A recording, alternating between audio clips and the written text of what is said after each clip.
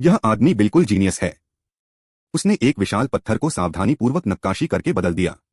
इसका मूल्य तुरंत 100 गुना बढ़ गया। सबसे पहले उसने पत्थर के आकार का आकलन किया, आवश्यक आयामों को मैप किया और उन्हें चिह्नित किया। फिर सामने के अतिरिक्त हिस्से को काटकर निशानों के साथ काटने के लिए एक कटिंग मशीन का इस्तेमाल किया। काटने की प्रक्रिया के दौरान वह ब्लेड को ज्यादा गर्म होने से बचाने और धूल को कम करने के लिए पानी डालता रहा। एक बार जब वह ब्लेड की अधिकतम गहराई पर पहुंच गया तो उसने गैप में एक कपड़ा रख दिया, धातु की कई वेज डाली, फिर एक हथौड़े का इस्तेमाल करके धीरे धीरे पत्थर को अलग किया। जो हिस्से कटे नहीं थे उनके लिए उसने प्रक्रिया दोहराई, मशीन से फिर से काटा और वेज को हथौड़े से मारा। जब तक पूरी सतह समान रूप से कट नहीं गई, उसने पत्थर के दूसरे सिरे के लिए भी यही तरीका इस्तेमाल किया, जिसके परिणामस्वरूप लगभग 80 सेंटीमीटर लंबा टुकड़ा बन गया। इसके बाद उसने पत्थर के आकार का मूल्यांकन किया, उसकी सतह पर कई निशान बनाए, एक गाइड बनाने के लिए बिंदुओं को जोड़ा, कटिंग मशीन चालू की और निशानों के केंद्र के साथ काटना शुरू किया। इस बिंदु पर क्या आप अनुमान लगा सकते हैं कि वह क्या बना रहा है?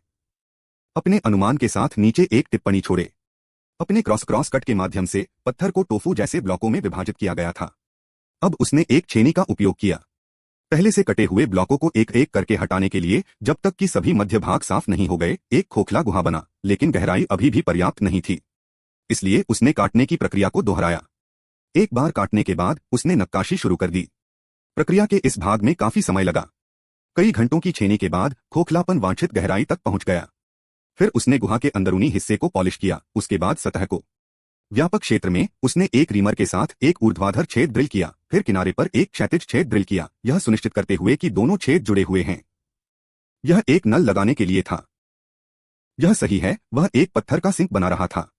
पूरी सतह को चमकाने के बाद उसने एक ड्रेन वाल्व लगाने के लिए बीच में एक और छेद ड्रिल किया और इसके साथ ही हाथ से बना पत्थर का सिंक पूरा हो गया। प्रत्येक सिंक का अपना अनूठा डिजाइन था, कला का एक सच्चा काम। तो आप उनकी रचनात्मकता के बारे में क्या सोचते हैं? 10 में से आप उन्हें कितने अंक देंगे?